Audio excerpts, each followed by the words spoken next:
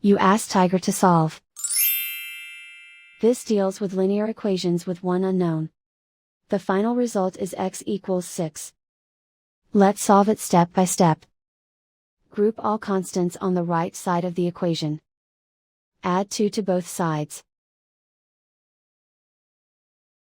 Simplify the arithmetic.